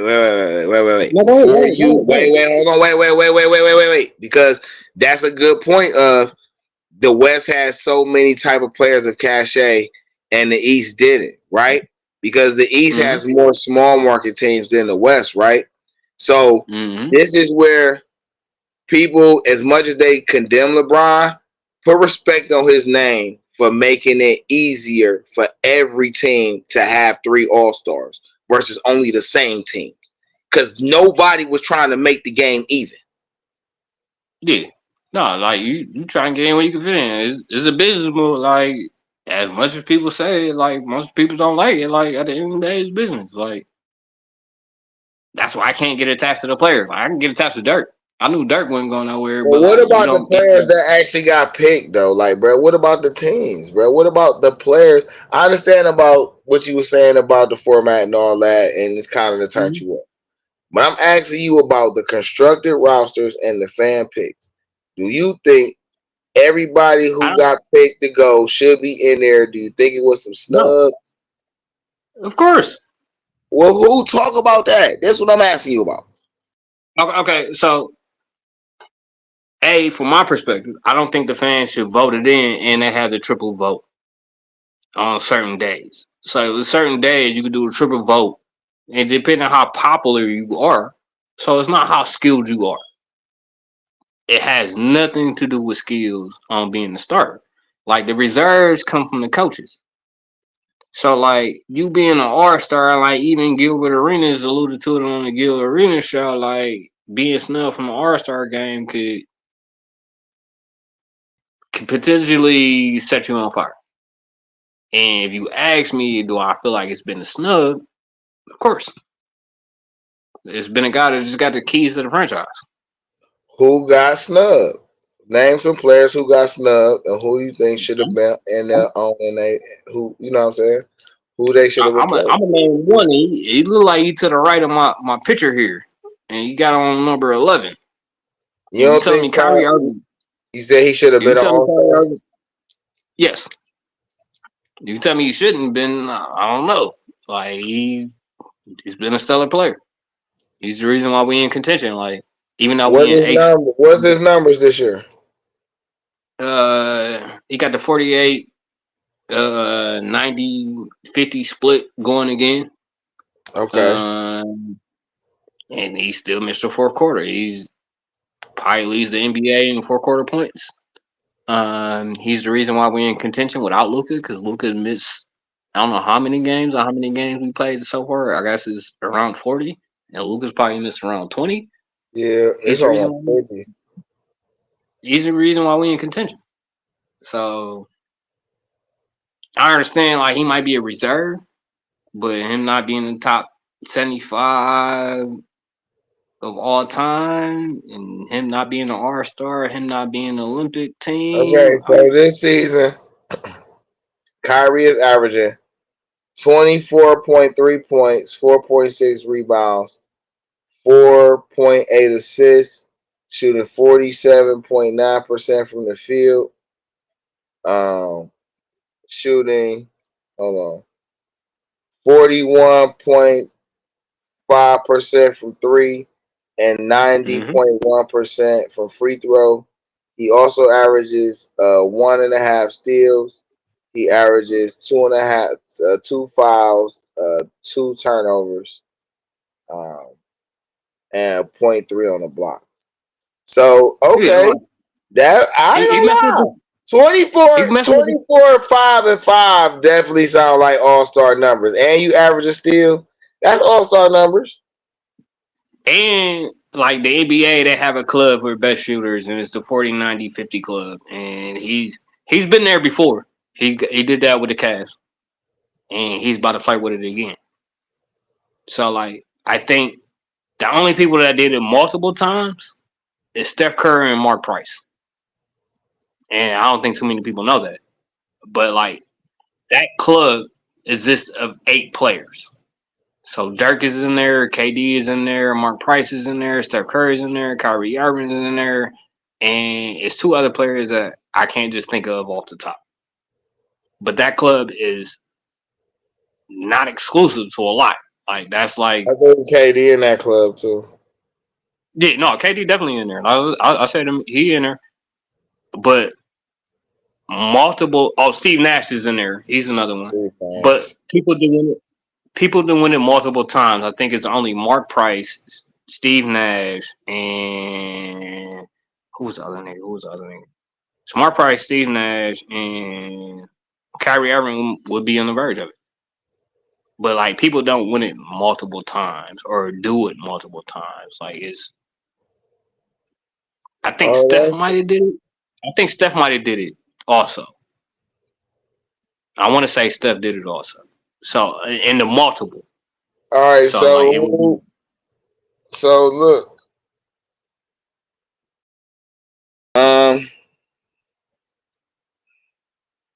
damn, man. But that's my only snub. I want to know this. I think on as far as like the NBA, I know I was asking about the All-Star game, but as far as like the NBA landscape right now, I feel like a lot of teams about to be making trades.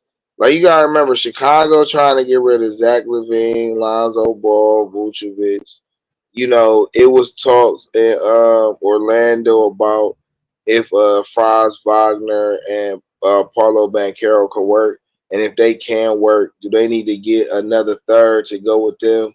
And should they be packaging up Suggs and Pope and Wendell Carter or Jonathan Isaac? Like, bruh, it's been talks, like it's been rumblings. You know, Utah trying to get off contracts. Portland is trying to get off DeAndre Ayton, and Jeremy Grant's contracts. Like, it is a lot of teams looking to make moves, bruh.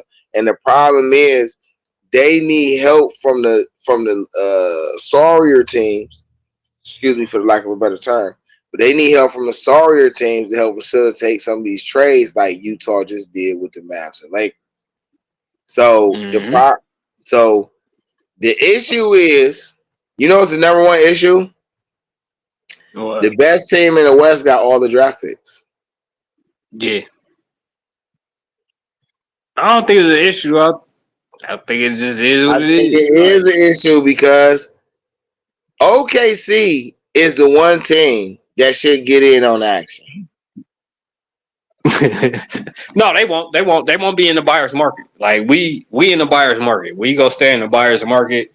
Like, and that's what I said. Like, as a Mavs fan, like I know trade deadline, we in the buyer's market. Like we strike out at draft time, free agency, but the trade deadline, nigga, this is our time to shine.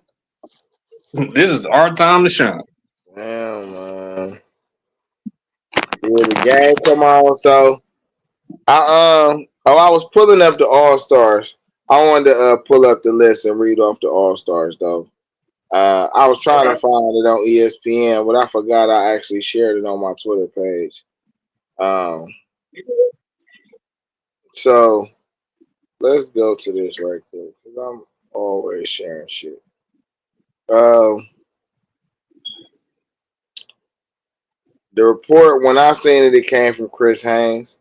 I think it was the other day. I really had just got on. And I'm like, oh, they dropped the All-Stars in the reserves, huh? No, they ain't doing the reserves yet. They did do the reserves already. Oh, shit, they did? Yeah, they did the reserves already. That's what I was saying.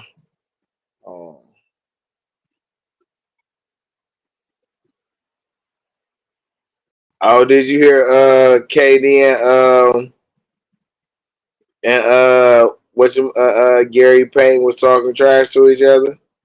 Oh yeah, I seen the clip. I'm like, oh, they big fraud. Like, I love it though. Like, and that was like a nostalgia moment for me because it was like the future me in the past. Like, you know, GP was nigga in motherfucking Seattle. So for him to go back and forth with KD, who spent 1 year in Seattle before they sold the team to OKC, it was live to see that, bro. Like, and that's what they saying. Like, nigga, my jersey in the Raptor. Nigga, he like, well, if your jersey in the Raptor, my shit on the Rugals. Like, nigga, like, and I just love to see that. Like, is we know how GP is on talking shit. So, like, I don't think KD looked at it like they had a altercation or how social media looking at it. I think it is in good fun and good spirit. Like, shit, nigga, challenge me. Like, nigga, you say you big and bad, challenge me. I love that and I like that. Like, that's what it's supposed to be like, especially coming from the older generation. Like, nigga, I was the forefather of this shit. Ain't no Seattle basketball without me, Delta Shrimp, and Sean Kemp. Prove me wrong. He like, nigga, I came here for 1 year, nigga. Nigga, I went to shit, nigga. I did my thing, nigga. Shit. Cause I think he hit the 40 or 50, 40, 90 club with Seattle and not OKC. His rookie season, Kevin Durant's was crazy. I don't know he did that in his rookie season. I don't think he did in his rookie season, but I know, like, I think he did it with Seattle. I don't think it was with OKC. I don't think it was with Golden State. I want to say he did it with Seattle. Like, he was just that efficient. Like, and his first couple of years, I was watching him because he went to Texas.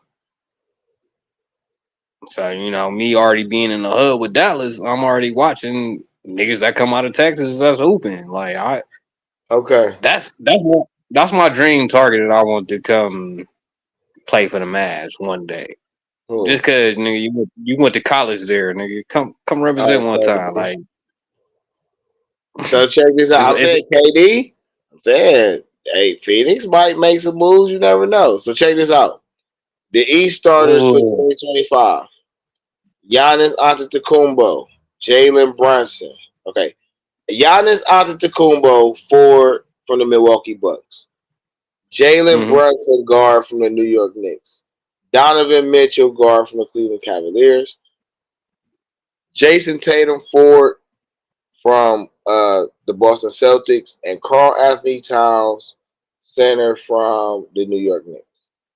The East reserves: guard Jaylen Brown from the Boston Celtics, forward Pascal Siakam from the Indiana Pacers, Cleveland Cavaliers guard Darius Garland, guard Detroit Pistons Cade Cunningham, forward Evan Mobley, Cleveland Cavaliers, guard Damian Lillard from the Milwaukee Bucks, and guard Tyler Hero from the Miami Heat. That's the East team. Okay. The West team: guard Stephen Curry, Golden State Warriors. Forward Kevin Durant, Phoenix Suns. Guard Shai Gilgeous-Alexander, Oklahoma City Thunder. Forward LeBron James, Los Angeles Lakers. And center Nikola Jokic from the Denver Nuggets. The reserves: Anthony Edwards, guard Minnesota Timberwolves. Forward Anthony Davis of the Dallas Mavericks. Clippers guard James Harden. Memphis for Jaren Jackson Jr. Rockets for Alperen Sengun. Sengun, yeah. Oklahoma City Thunder guard Jalen Williams. And Spurs center Victor Wembanyama. It's an interesting list considering how they go do it. So, like, they're gonna have a TNT staff and draft their teams and play 4-4. So check that's this out. Like, hold on, wait. Before you go into that, you said Kyrie was a snub. Who on the West? Who should be in over?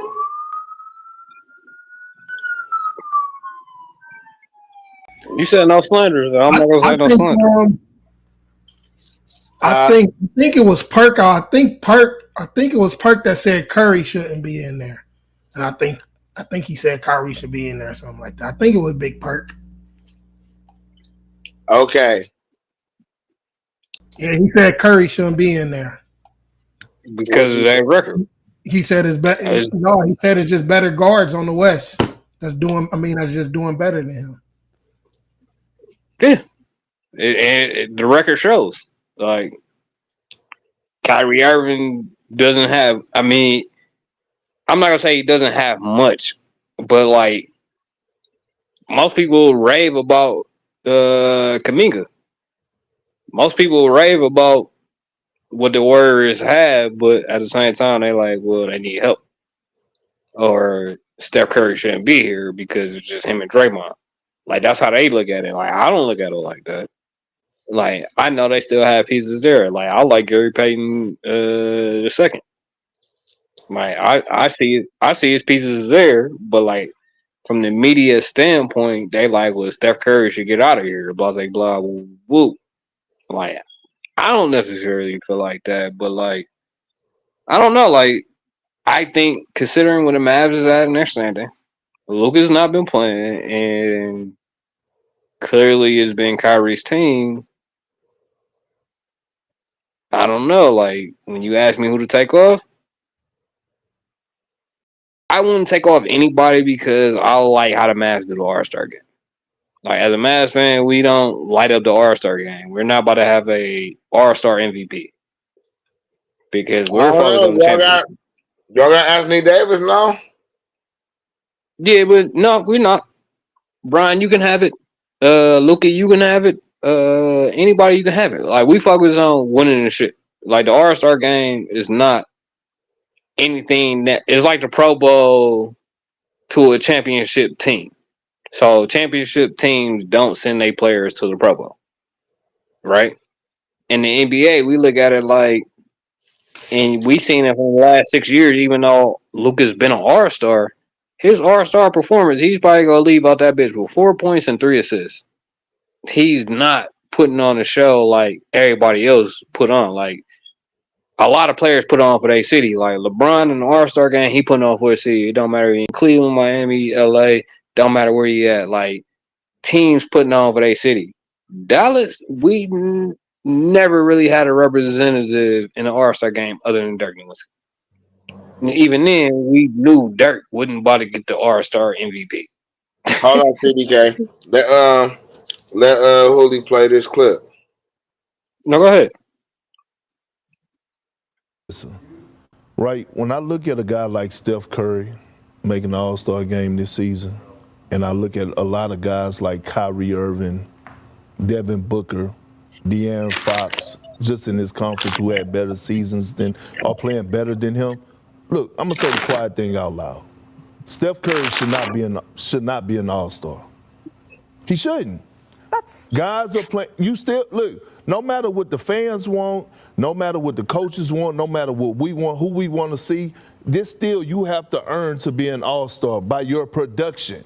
And if you're looking at the production around the league, it's guys in the Western Conference that have better numbers than Steph, and their teams are in better positions than Steph. So, I mean, what? Am I lying? The host of the All-Star. That's what I'm saying. Like, you're trying to, first of all, we've got bigger fish to fry. We're trying to save the game and not just a. No, that's just 100% facts, bro. Like, so this is my suggestion. Hold on. This is my suggestion. It's not the fans' fault that they're making it open, and that's the problem. Just like they implemented, you got to win so many games to play so many games to qualify to end-season awards. Mm-hmm. The NBA All-Star should be based on statistical criteria. It should be. And then that statistical criteria should carry all the way until until the trade deadline. From the trade deadline up until, I guess, for the next 30 days, that should be All-Star voting. And they should push the All-Star game more towards the end of the season. Like the Pro Bowl. There's no difference. And the NBA trade player treat it worse also, than the Pro Bowl. Hold on, CDK. Hold on. Because I ain't finished. Hold on. I also think that once you get to a certain level of cachet, that should just be a legacy team. I don't have a problem with them doing the 4 teams. I think that's a good idea. I just think one team should just be a fan-voted team of tenured all-star players or, tenured players. And the other 3 teams got to be all made of people who qualify in these statistical categories. So when the voting go out, you can only vote on the players that's there. That makes sense. Believe it or not. Like, I don't know if you came up with that on the fly. I don't know how long you've been thinking of that or cooking that up, but like, no, that makes sense because, like, honestly, like the All-Star game is fucked up because of the fans voting, and especially with the triple vote. Like, niggas don't know the Asian community in San Francisco, and that's how Stephen Curry made it. Niggas a global phenomenon. Like, that's how he made it to the All-Star game because of the fan votes. Like, the fan votes, like, precedes a lot. No, for And sure. we like shit. We got stars, so like shit. Most Mavs fans don't vote on All-Star games. Like, I probably voted on an All-Star game as much as I voted for our president of the United States. Like, I don't vote a lot. Like, either we go win or we not. Like, either you go be in an All-Star game or you're not. Like, my one vote don't make the the uh the swing vote. My vote ain't gonna change this shit. So But having triple votes on multiple days just to get viewership, it changes the whole perspective. And that's why I like Timothy Mozgov made the All-Star game when he was with the Nuggets because of the triple vote. And this is why like viewership is down and it's not good for the brand because we're not sending the best players to the All-Star game. Like, if you think we're not sending the best players overseas to the Olympics, you should see who we sent to the All-Star game. all right, Like, the so look, All-Star game all right, hold on, should bro. be the best I of the mean to cut you, right? But we about to get ready to best. start ending. So I'm gonna get these last thoughts from you. I'm gonna just Uh-huh. we gonna go over the Cavs Mavs right quick. Game that's coming up in about 30 minutes, about 40 minutes. I know you want to get Yeah. ready for that. So Yeah, you pull it up. let's start with the injury report, right? Okay. Injury report for the Mavs. Max Christie guard is out until February 4th. PJ Mm-hmm. Washington Ford is out until February 4th. Daniel Gafford out until February 4th. Kyrie Irving out until February 4th. Anthony Davis out until February 6th. Cleveland Cavaliers. Craig Porter Jr. guard game time decision may be returned today. Isaac Okoro, small forward, out till February 4th. Karis LeVert out, but he may return the next game. Dean Wade is out until February 20th at least, and Luke Travers is out until February 4th. They are playing downtown tonight. The Mavs come in off a fresh trading scenario from this night. They come in with a 26-23 record. The Cleveland Cavaliers come in with a 39-9 record, and the Cavs are favored by 14.5 points. Yeah, that injury, I don't like the injury report. Like, I don't know. Like, I would like to see Kyrie Irving play the Cavs, and that hasn't happened this season. We only played twice, and clearly it's not going to happen. Like, you just broke the injury report to me. Like, I'm all in, but this is like that's interesting to not have Kyrie in this game. But I don't know. I'm still curious what the team can put together. Like, honestly, at the end of the day, but initial reaction is I would like to see Kyrie Irving play the Cavs, whether it's in Dallas or Cleveland. Which when they played in Dallas, Kyrie wasn't there, and when they play in Cleveland, Kyrie isn't there. So, like for me, I kind of feel like I lucked up because usually I'm at this game. For some reason, unbeknown to me, something in the universe, I'm not at this game. Some told me not to pre-order the tickets to this game.